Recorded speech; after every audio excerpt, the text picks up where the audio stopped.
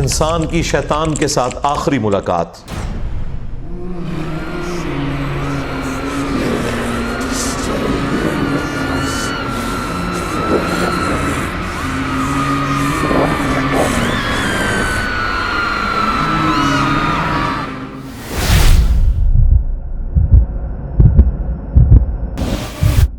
جو ہونے والی ہے اس کا ذکر اس کے اندر موجود ہے۔ اعوذ باللہ من الشیطان الرجیم، بسم اللہ الرحمن الرحیم۔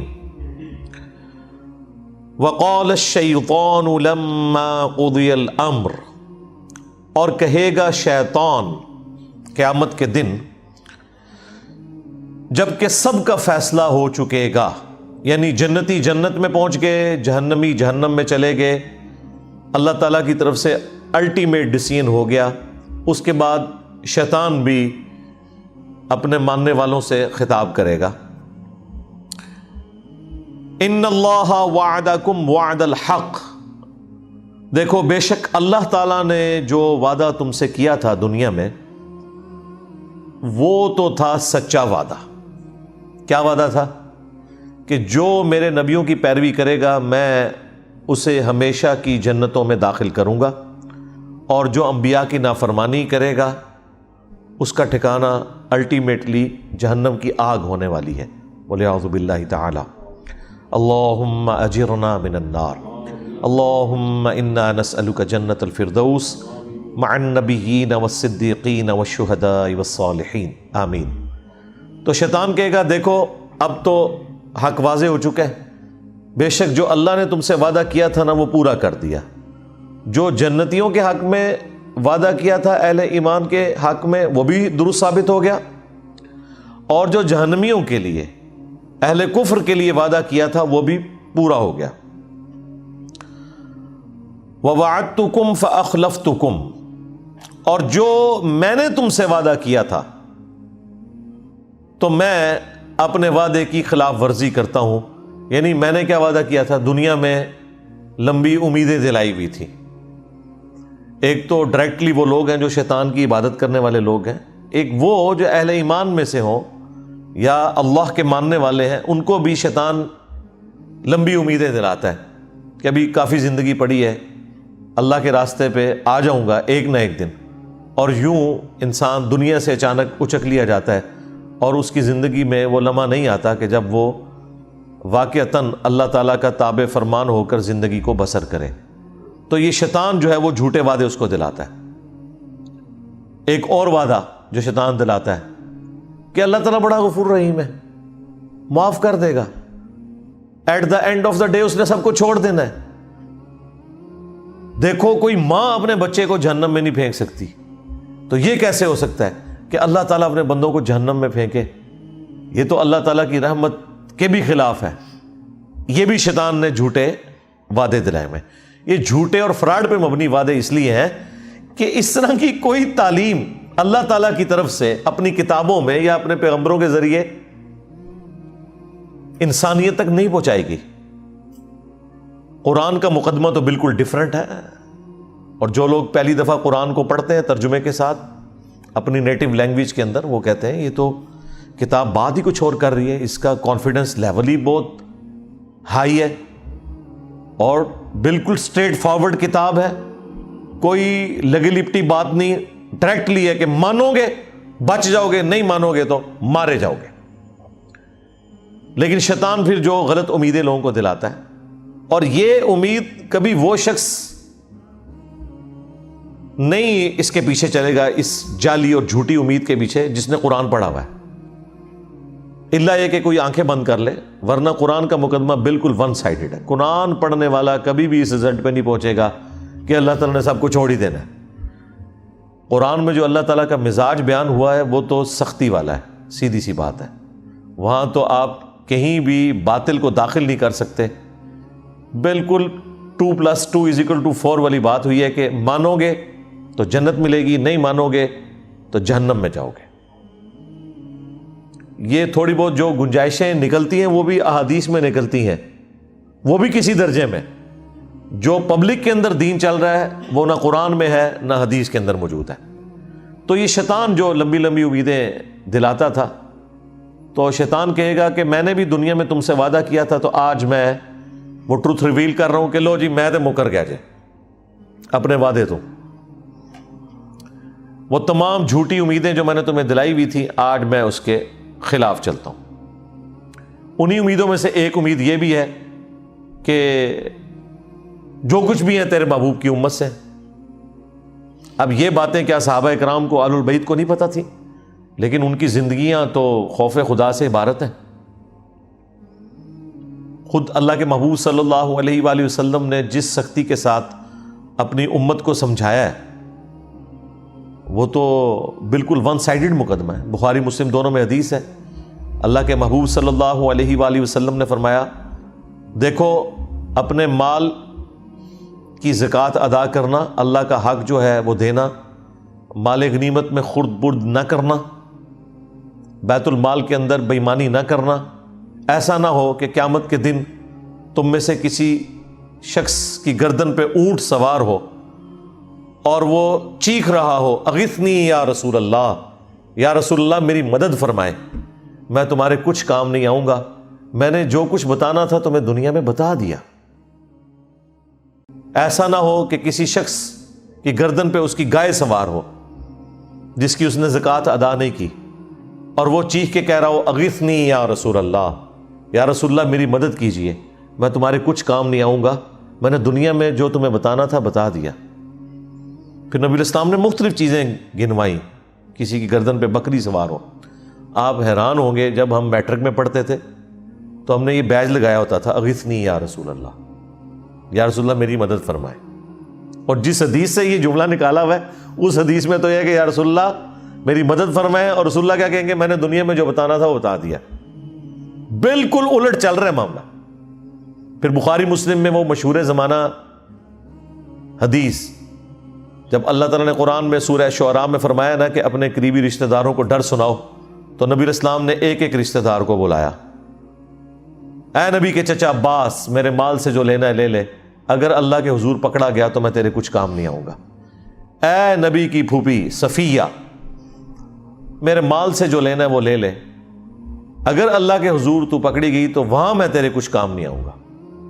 اے نبی کی بیٹی فاطمہ میرے مال سے جو لینا ہے وہ لے لے، یعنی دنیا میں اس کا مالک ہوں، لیکن اگر اللہ کے حضور تو پکڑی گئی تو میں تیرے کچھ کام نہیں آؤں گا۔ حالانکہ سیدہ فاطمہ ڈیفینیٹلی جنتی عورتوں کی سردار ہیں۔ بیسیکلی ان کو سینٹرڈ کر کے ہمیں بتایا جا رہا تھا کہ اگر کوئی فراڈیا آپ کو یہ کہے کہ میرے سلسلے میں بیعت ہو جاؤ، میں تمہیں جنت میں اپنے ساتھ لے کے جاؤں گا، تو آپ نے سمجھ لینا ہے کہ ایک کہانی ہے۔ بالکل، اس لیے نبی اسلام نے یہ بتایا۔ پھر صحیح مسلم میں حدیث ہے، جسے اس کے عمل نے پیچھے چھوڑ دیا اس کا نسب اسے آگے نہیں لے کے جا سکتا۔ ہاں اگر جس کے اعمال درست ہیں پھر اسے فائدہ ہو سکتا ہے نسبت کا۔ پھر حسن و حسین ہی جنتی نوجوانوں کے سردار ہیں، نبی الاسلام کی بیٹی ہی جنتی عورتوں کی سردار ہے، لیکن یہ صرف نسبت کی وجہ سے نہیں ہے، اعمال بھی ایسے ہیں۔ دوسری طرف حضرت نوح علیہ السلام کا بیٹا، نسبت کوئی کام نہیں آئی کیونکہ اس کے عمل نے اس کو پیچھے چھوڑ دیا۔ تو شیطان قیامت کے دن اعلان کر دے گا، جو میں نے دنیا میں تم سے وعدہ کیا تھا نا، میں تو آج اعلان برات کر رہا ہوں تم سے، یعنی دیکھیں اینڈ ٹائم پہ آ کے وہ دھوکہ دے جائے گا۔ ہمیں تو ویسے دنیا میں ہی پتہ ہے، اور یہ اللہ تعالیٰ کی شفقت ہے کہ اس نے اس دنیا میں آخرت کی فلم چلا دی ہے۔ یعنی یہ ہونے کے بعد اگر پتہ چل رہا ہو تو انسان کہے گا کاش مجھے دنیا میں پتہ چل جاتا نا، تو میں اپنا راستہ درست کر لیتا۔ تو سرکار دنیا میں پتہ چل چکا ہے، پیپر آؤٹ ہو چکا ہے، اس کے جوابات بھی بتا دیے گئے ہیں، صرف پیپر نہیں آؤٹ ہوا، جواب بھی بتا دیے گئے ہیں۔ اب کوئی شخص خود ہی بدبخت ہے کہ وہ پیغمبروں کا راستہ چھوڑ دے اور شیطان کے راستے کے اوپر چلے۔ ابھی تو جناب ذرا اگلے الفاظ سنیں، وَمَا كَانَ لِيَ عَلَيْكُمْ مِنْ سُلْطَانٍ، اور مجھ میں تو ایسی کوئی قدرت نہیں تھی تمہارے معاملے میں کہ میں تم پر کوئی زور زبردستی کر سکتا، إِلَّا أَن دَعُوتُكُمْ، سوائے اس کے کہ میں تمہیں دعوت دیتا تھا۔ لیں جی، یہ مقدمہ بھی بالکل کلیئر ہے کہ جو لوگ دنیا میں کہتے ہیں کہ ہم سے شیطان نے یہ کام کروایا اور اس کی پلی لیتے ہیں، کیا خود ہوتا ہے، شیطان نے اس حوالے سے تو کروایا ہوتا ہے کہ وہ دعوت دیتا ہے، اس حوالے سے شیطان نے نہیں کروایا ہوتا کہ وہ زبردستی کرواتا ہے. یہ ذہن میں رکھیے گا، وہ صرف دعوت دیتا ہے. وہ تو یوسف علیہ السلام نے بھی کہا تھا کہ شیطان نے میرے بھائیوں اور میرے درمیان جدائی کر دی، لیکن یوسف علیہ السلام کے کہنے کا مقصد یہ نہیں تھا کہ میرے بھائی بے قصور ہیں، نہ، انہوں نے معافی مانگی ہے، دعوت دی شیطان نے. ظاہر شیطان نے تو دعوت دینی ہے. تو یہاں پر واضح ہے کہ شیطان قیامت کے دن کہے گا کہ مجھے تم پر کوئی زور نہیں تھا سوائے اس کے کہ میں تمہیں صرف بلاتا تھا برائی کی طرف. اور دنیا میں اچھائی کی طرف بلانے والے لوگ اور وہ سگنلز زیادہ آتے ہیں آپ کی زندگی میں ایز کمپیئر ٹو برائی کے. اگر آپ لسٹ ڈاؤن کریں اپنے بچپن سے لے کے جوانی تک، ماں باپ، رشتہ دار، ٹیچرز، دوست، احباب، زیادہ تر لوگ آپ کو اچھائی کی طرف بلا رہے ہوتے ہیں. وہ لوگ بھی جو خود برائی پہ چل رہے ہوتے ہیں نا، وہ بھی آپ کو اچھائی کا ہی درس دے رہے ہوتے ہیں. تو سگنلز تو وہاں سے بھی آ رہے ہوتے ہیں. یہ تو انسان کی اپنی مرضی ہے نا کہ وہ اچھا سگنل لیتا ہے یا برا سگنل لیتا ہے. تو شیطان صرف دعوت دیتا تھا دنیا میں، زور کوئی نہیں تھا.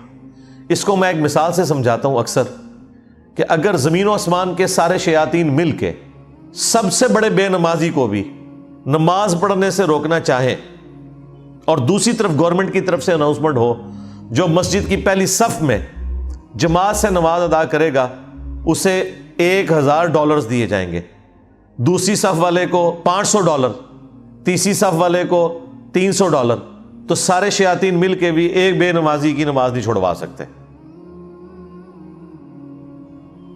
پھر وہ شیطان کا زور کہاں چلا گیا؟ اس وقت بھی شیطان دعوت دے رہا ہوگا، لیکن جب انسان کو اپنا نفع نقد نظر آ رہا ہے نا، تو شیطان تے شاہی کوئی نہیں سرکار، جدو نفع نقد نظر آ جائے. تو اللہ کے جو کمیٹڈ بندے ہیں، اللہ کے اولیاء ہیں، اللہ کے نیک بندے ہیں، اللہ کا خوف رکھنے والے لوگ ہیں، انہیں آخرت بھی نقد نظر آ رہی ہوتی ہے اپنے سامنے، اس لیے وہ اس طرح کے گناہوں سے بچ جاتے ہیں، برائی کے اعمال سے بچ جاتے ہیں، اور نیکیوں پہ ان کو استقامت نصیب ہو جاتی ہے.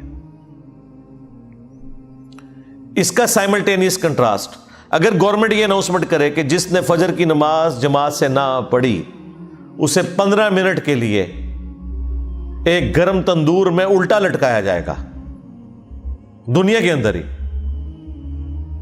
پھر بھی آپ دیکھیں کوئی شخص سستی کا شکار نہیں ہوگا.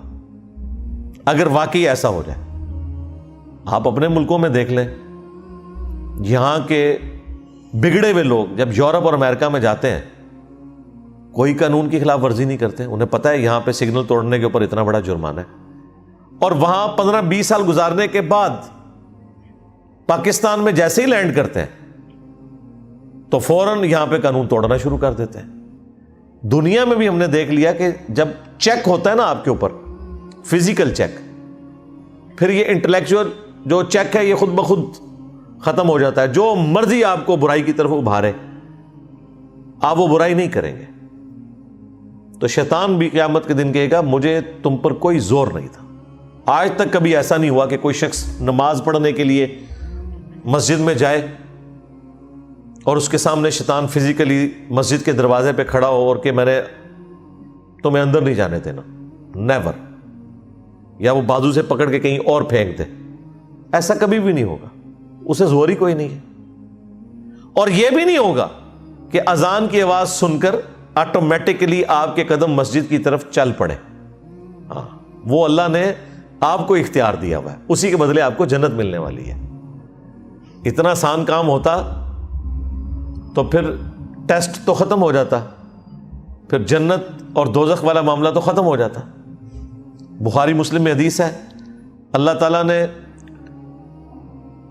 جنت کو ناگوار چیزوں سے ڈھانپ رکھا ہے اور دوزخ کو خوشگوار چیزوں سے ڈھانپ رکھا ہے.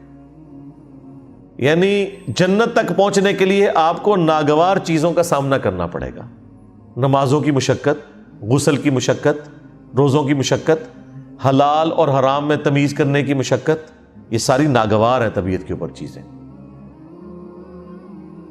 اور جہنم کو اللہ تعالیٰ نے خوشگوار چیزوں سے ڈھانپ رکھا ہے. یعنی تمام شہوات، گناہ کے کام جن میں دنیا میں اللہ نے لذت رکھی ہوئی ہے، وہ ہمارے ٹیسٹ کے طور پہ وہ جہنم یعنی دوزخ میں لے جانے والی ہے. اور اس کی ایکسپلینیشن اس حدیث سے ہوتی ہے مشہور زمانہ، جامعہ ترمذی، ابو داؤد، نسائی، ابن ماجہ میں حدیث ہے.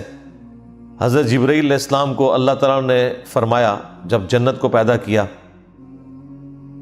کہ جا کے جنت کو دیکھ کے آؤ. جب وہ واپس آئے انہوں نے کہا یا اللہ مجھے نہیں لگتا کہ کوئی شخص تن من دھن نہیں لگا دے گا اس جنت میں پہنچنے کے لیے، کوئی ایسا شخص نہیں ہوگا، سارے کے سارے اس جنت کے لیے کوشش کریں گے. پھر اللہ تعالیٰ نے جنت کو ناگوار چیزوں سے ڈھانپ دیا اور حضرت جبرائیل علیہ السلام سے کہا کہ اب ذرا جنت کو دیکھو جا کے. انہوں نے جب دیکھا نا کہ جنت تک پہنچنے کے لیے یہ ہرڈلز عبور کرنی پڑیں گی، مشقتیں اٹھانی پڑیں گی، حلال اور حرام میں تمیز کرنی پڑے گی، واپس آئے تو اللہ تعالیٰ نے فرمایا کہ سنا. انہوں نے کہا یا اللہ مجھے نہیں لگتا کہ کوئی شخص جنت میں پہنچنے میں کامیاب ہوگا، جتنا مشکل ٹیسٹ رکھتی ہے. پھر اللہ تعالیٰ نے جہنم کی طرف بھیجا، واپس آئے، پوچھا. ان کا یا اللہ کون بدبخت ہوگا جو اس جہنم کے لیے کوشش کرے گا؟ مجھے تو نہیں لگتا کہ کوئی شخص ایسا عمل کرے کہ جہنم تک پہنچ جائے. پھر اللہ تعالیٰ نے جہنم کو یعنی دوزخ کو شہوات سے، خوشگوار چیزوں سے ڈھانپ دیا، ان کی لذتوں سے، لیکن ہے حرام کام. پھر اللہ تعالیٰ نے فرمایا اب جا کے جہنم کو دیکھ. جب دیکھا انہوں نے کہا کہ مجھے نہیں لگتا کہ کوئی شخص بچ سکے گا، کسی نہ کسی طریقے سے پہنچ جائے گا اس جہنم کے اندر. تو یہ بڑا سینسٹیو مسئلہ ہے. شیطان قیامت کے دن کہے گا کہ میرا کوئی زور نہیں سوائے اس کے کہ میں نے تمہیں دعوت دی تھی، فاستجبتم لی، پس تم نے میری دعوت قبول کر لی. یعنی دعوت مؤذن بھی دے رہا تھا اذان کے ذریعے مسجد میں، اور دل سے بھی سگنل آ رہے تھے. انسان کی اپنی انسٹنکٹ کے اندر موجود ہے، جھوٹ بولنا برا ہے، سچ بولنا اچھا ہے. یہ ہر انسان کو پتا ہے. کسی کو دھوکہ دینا برا ہے، کسی کے ساتھ خیر خواہی کرنا اچھا ہے. تو ہماری انسٹنکٹ کے اندر اللہ تعالیٰ نے اچھائی اور برائی کی تمیز رکھ دی ہے. فَأَلْهَمَهَا فُجُورَهَا وَتَقْوَاهَا. یہ جو قرآن کی تعلیمات ہیں، انبیاء اکرام کی جو وحی ہے، یہ تو نور علی نور ہے. آلریڈی ہماری انسٹنکٹ کے اندر نور موجود ہے اچھائی اور برائی میں تمیز کرنے کا. انبیاء کی دعوت کے بغیر بھی موجود ہے، لیکن یہ انبیاء کی دعوت کے ذریعے اللہ تعالیٰ نے حجت تمام کی ہے کہ کوئی شخص قیامت کے دن، سورہ النساء میں آتا ہے نا کہ ہم نے رسولوں کو، انبیاء کو اس لیے بھیجا کہ اللہ کے خلاف کوئی حجت نہ قائم کر سکے. رسولوں کے آنے کے بعد کوئی بالکل ہی گیا گزرا آدمی تھا، ہٹ دھرمی پہ اڑا ہوا تھا، اس کے لیے بھی حجت تمام ہو جائے کہ مجھے بتا دیا گیا تھا دنیا میں،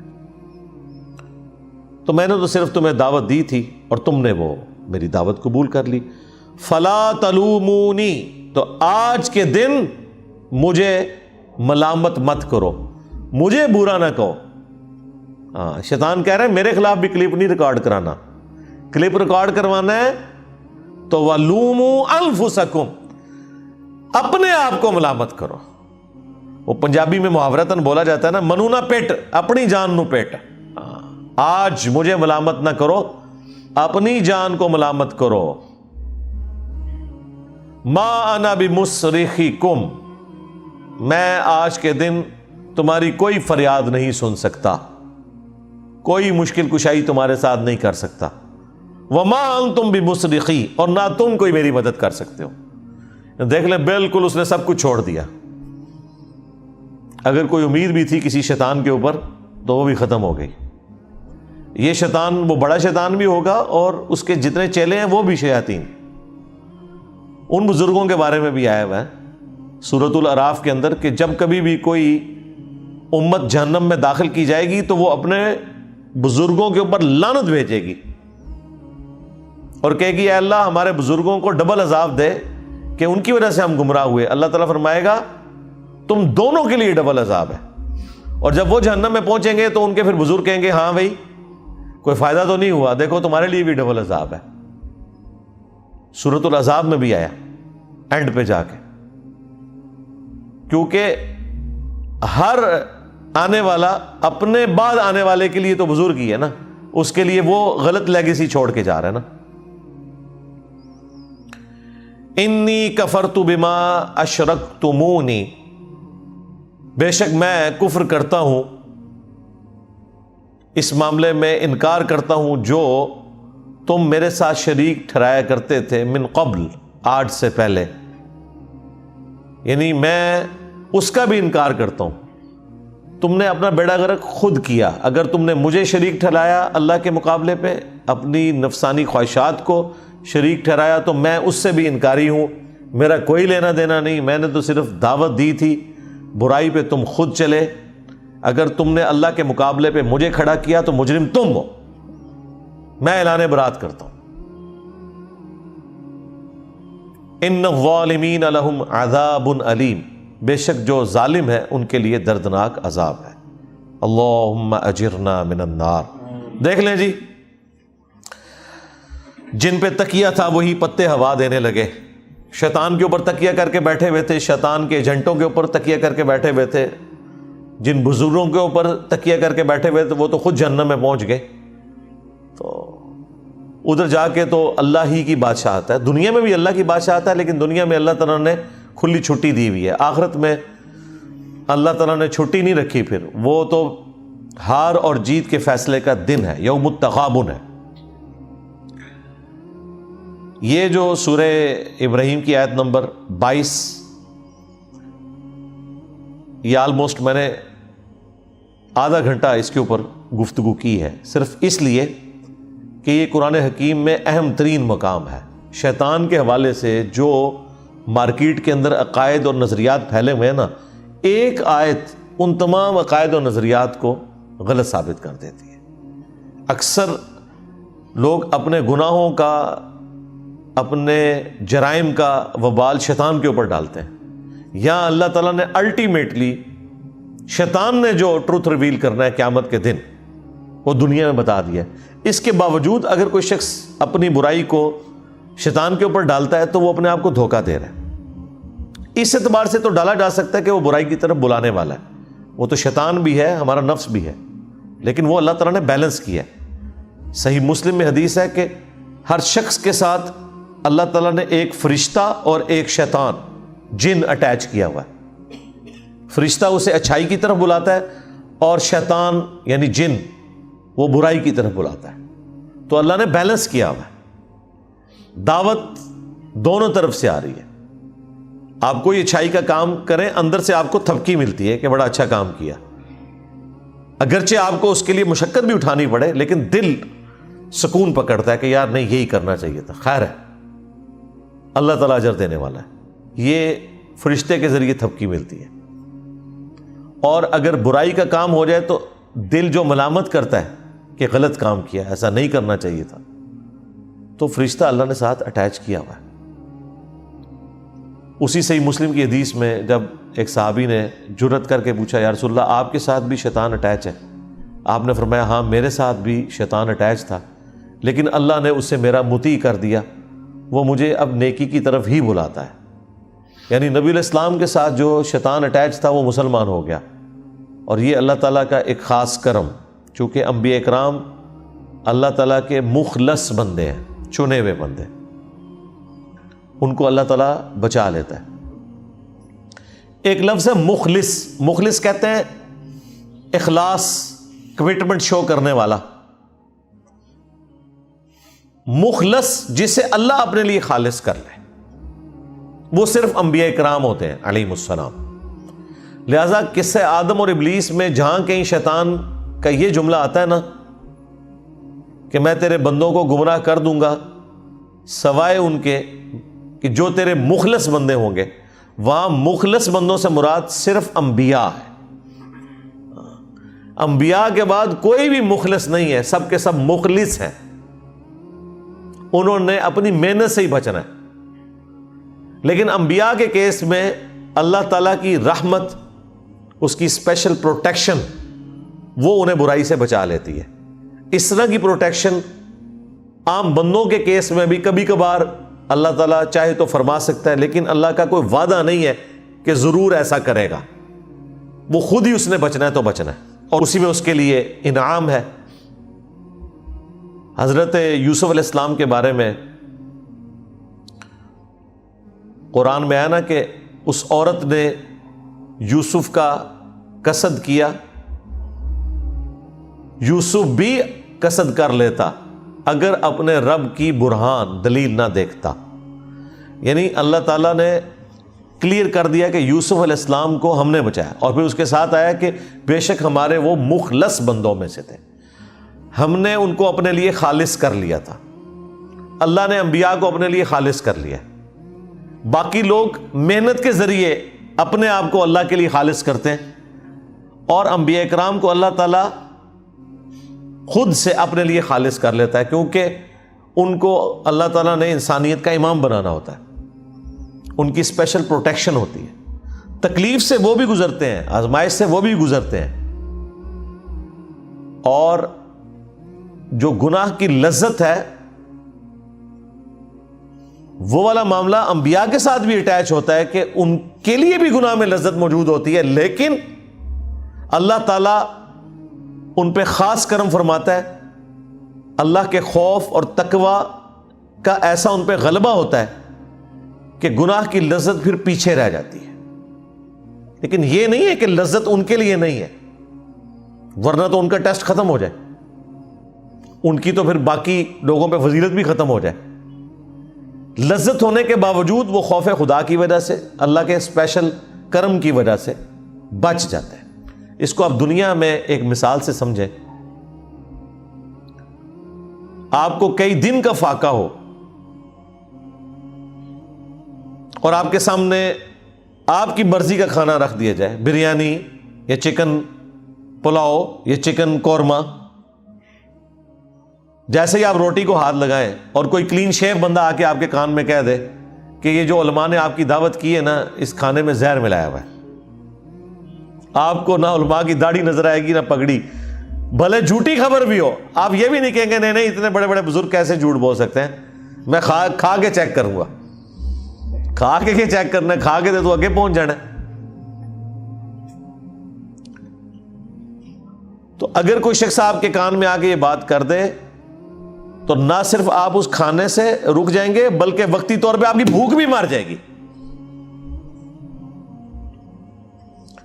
اور یار اتنے بھوکے لوگ اتنے شوق سے کھانا لے کے بیٹھتے ہیں، بیوی کو ایسی بات کر دیتی ہے بندہ ادھر لقمہ پھینک دیتا ہے، اے بھیا جی کھانا ڈھونڈ میں کہ کھانا ہے. یہ دنیا میں ہوتا ہے.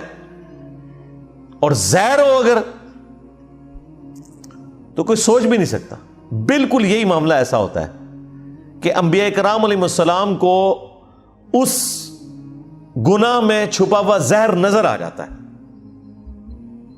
انہیں وہ بریانی کی خوشبو، قورمے کی خوشبو اٹریکٹ ہی نہیں کرتی، کیونکہ جب آپ کا دھیان کسی چیز کی برائی کی طرف چلا جائے نا، آپ کو کہ جی چھوڑے جی زہر کو، خوشبو دیکھیں بریانی کی کیسی ہے، آپ کہیں گے جی لعنت ہے اس خوشبو کے اوپر کہ جس کے اندر میری موت چھپی ہوئی ہے. خوشبو بھی اس کی جو ہے نا اٹریکٹ کرنا آپ کو بند کر دے گی. ایک اور مثال، موٹر وے پہ آپ کبھی سفر کریں، جو بندے پہلی دفعہ موٹر وے پہ جاتے ہیں نا، تو ظاہر ہے جو دونوں طرف کی گرینری ہے، خوبصورتی ہے، اور بالکل ایک دنیا سے الگ آپ جا رہے ہوتے ہیں ٹریولنگ کرتے ہوئے، انجوائے کرتے ہیں. لیکن اگر آپ پبلک ٹرانسپورٹ میں سفر کر رہے ہیں اور آپ کو سخت پیشاب آیا ہوا ہے اور ڈرائیور کہتا ہے جی کہ اگلا سٹاپ تو آئے گا 50 کلومیٹر بعد، اس سے پہلے تو میں نے گاڑی کوئی نہیں روکنی، اور اس بس کے اندر کوئی انتظام بھی ٹوائلٹ کا موجود نہیں ہے، اس سخت تکلیف کے اندر اگر آپ کو کہ او دیکھ کتنا سونا درخت ہے یار، آپ کو کیا اس درخت کی خوبصورتی اٹریکٹ کرے گی؟ نہیں.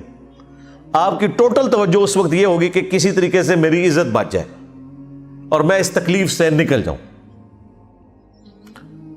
یہ نہیں ہے کہ اس چیز کی خوبصورتی ختم ہو گئی ہے، وہ اپنی جگہ موجود ہے، لیکن آپ کسی اسٹیٹ آف مائنڈ ڈفرنٹ میں چلے گئے. جن لوگوں کو اللہ کا خوف ہوتا ہے، اسپیشلی انبیاء اکرام علیہ السلام، وہ گناہوں سے بچتے اس لیے ہیں کہ اللہ تبارک و تعالی ان کے اوپر ان چیزوں کی حقیقت کھول دیتا ہے۔ صحیح بخاری میں حدیث ہے، ایک یہودیہ نے نبی علیہ السلام کی دعوت کی اور اس کے اندر زہر ملا دیا۔ چھوٹا گوشت تھا، بکری کا گوشت، اور آپ بڑے شوق سے تناول فرماتے تھے۔ آپ نے جیسی بوٹی اپنی زبان پہ رکھی، اس بوٹی میں سے آواز آئی کہ مجھ میں زہر ہے، تو نبی علیہ السلام نے وہ تھوک دی۔ لیکن اس سے پہلے کچھ صحابہ کھا چکے تھے، وہ شہید ہو گئے۔ ابو داؤد میں آتا ہے کہ قصاص سے پھر اس عورت کو بھی قتل کروایا گیا۔ البتہ نبی علیہ السلام کی زبان پہ رکھنے کی وجہ سے اس زہر کا اثر آپ کے اندر چلا گیا، اور پھر 4 سال کے بعد جب نبی علیہ السلام کی وفات کا وقت قریب آیا تو اللہ تعالیٰ نے اس زہر کو واپس کیا، اور آپ کی ڈیتھ اس زہر کے اثر کی وجہ سے ہوئی۔ بخاری میں آتا ہے، اے عائشہ جو خیبر کے موقع پہ مجھے زہر دیا گیا وہ مسلسل میری رگیں کاٹ رہا ہے۔ تو یہ ایک معجزانہ معاملہ ہے۔ جب نبی علیہ السلام کو اللہ تعالیٰ نے وہ دکھا دیا، پھر ظاہر ہے آپ تو وہ اپنا پسندیدہ گوشت بھی اندر نہیں کریں گے، آپ نے تو تھوک دیا۔ تو شیطان جتنا مرضی مزین کر کے پیغمبروں کے سامنے، اللہ کے نیک بندوں کے سامنے برائی کو پیش کرے، بہرحال جب ان کی توجہ اس عذاب کی طرف جاتی ہے، اس تکلیف کی طرف جاتی ہے جو اس چھوٹی سی لذت کے اگینسٹ ہونے والی ہے، تو ان کے لیے پھر اس لذت کو چھوڑنا آسان ہو جاتا ہے، کیونکہ اس لذت کے اندر چھپی ہوئی سزا کی کڑواہٹ، اس کی تکلیف ان کے اوپر ایسا غلبہ کرتی ہے کہ وہ بچ جاتے ہیں۔ اس وجہ سے وہ مخلص بندے ہوتے ہیں۔ نون انبیاء کیا کریں گے؟ عددن انبیاء، وہ پھر دین کا علم اتنا حاصل کریں اور کنٹینیوسلی اللہ تعالیٰ کے ساتھ کمیٹڈ رہے، تو وہ بھی کسی نہ کسی درجے میں اس مقام کو حاصل کر سکتے ہیں۔ اسی لیے ہم مانتے ہیں کہ انبیاء اکرام تو معصوم ہیں، مخلص ہیں، لیکن انبیاء اکرام کے اہل البیت، ان کے جانثار صحابہ، حضور کی صحبت کی وجہ سے یا انبیاء اکرام علیہ السلام کی صحبت کی وجہ سے بہرحال اس لیول پہ پہنچ جاتے ہیں کہ ان سے بھی گناہ پھر سرزد نہیں ہوتا، کیونکہ گناہ کی برائی اور اس کا عذاب ان پہ عیاں ہو چکا ہوتا ہے۔ اس کی وجہ سے کبھی بھی ان کا ہاتھ اس طرف بڑھتا نہیں ہے۔ جس کا ہاتھ ایک دفعہ گرم استری سے جل جائے نا، وہ دوبارہ ٹھنڈی استری کو بھی اس طریقے سے ہاتھ نہیں لگاتا، یوں کر کے صرف چیک کرتا ہے، بھلے اسے یقین ہو یہ ٹھنڈی بھی ہے، رسک کوئی نہیں لیتا نا۔ تو جن کے اوپر آخرت کی حقیقت کھل چکی ہوتی ہے، اللہ تعالیٰ کے عذاب کی حقیقت کھل چکی ہوتی ہے، وہ بچ جاتے ہیں پھر اس طرح کی چیزوں سے۔ اللہم اجرنا من النار۔